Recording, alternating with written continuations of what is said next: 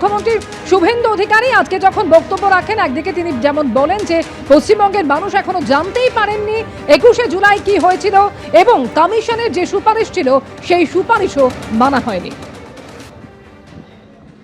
আইন অনুযায়ী প্রয়োজনীয় যথাযথ নির্বাহী তদন্ত এক্সিকিউটিভ ইনকোয়ারি হয়েছিল বলে কমিশন মনে করে না। সম্পূর্ণ নির্বাহী তদন্ত প্রক্রিয়াটি ন্যায্য, যথাযথ, সরল বিশ্বাসে সম্পন্ন হয়েছে বলে প্রতীয়মান হয় না।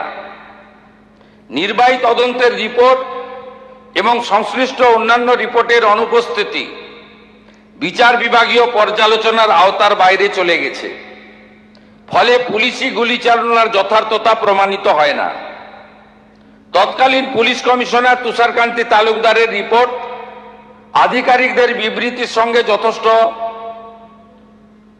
অসামঞ্জস্যপূর্ণ।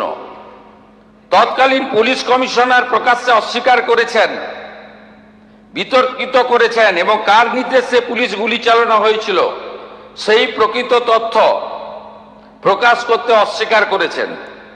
মহাকরণ থেকে সমস্ত প্রাসঙ্গিক নথিপত্র কেন পাওয়া যাচ্ছে না তা গ্রহণযোগ্য বলে মনে করা হয়নি। তখনকার মুখ্যমন্ত্রী কে ছিলেন, যিনি কালকে কালীঘাট তৃণমূলের কর্মসূচিতে হয়তো যাবেন। তিনি তথ্য সরবরাহ করেননি, তিনি একটাও নথি দেননি, কারণ ওনার পাওয়ার মিনিস্টার ফেঁসে যাওয়ার প্রভূত সম্ভাবনা ছিল।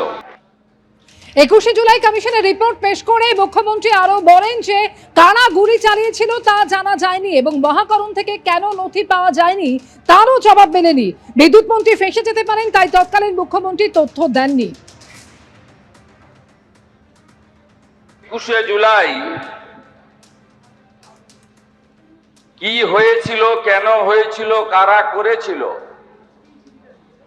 পশ্চিমবাংলার 11 কোটি জনতা জনার্দন এখনো জানতে পারল না। কমিশন অনেক আগে রিপোর্ট দিয়েছে। নিয়ম হলো কমিশনের রিপোর্ট পাওয়ার পরে মন্ত্রিসভাকে জ্ঞাত করে সেটা বিধানসভাতে টেবিল করা যায়, অথবা বিধানসভা না চললে জনসমক্ষে আনা যায়। যেহেতু বিধানসভা চলছে, তাই আমি অন্য কোনো প্ল্যাটফর্ম থেকে এটা করতে পারি না। বিধানসভা আমাদের কাছে মন্দির, গণতন্ত্রের সবচেয়ে বড় মন্দির। সেই বিধানসভাতে আমি এটা সচিব মহোদয়কে দিয়ে দিলাম আপনার অনুমতি নিয়ে। সেখান থেকে যারা চাইবেন অপারেটিং পার্ট চিঠি করলে ফটোকপি পেয়ে যাবেন, যা নিয়ম রয়েছে। এবিপি আনন্দ, এগিয়ে থাকে, এগিয়ে রাখে।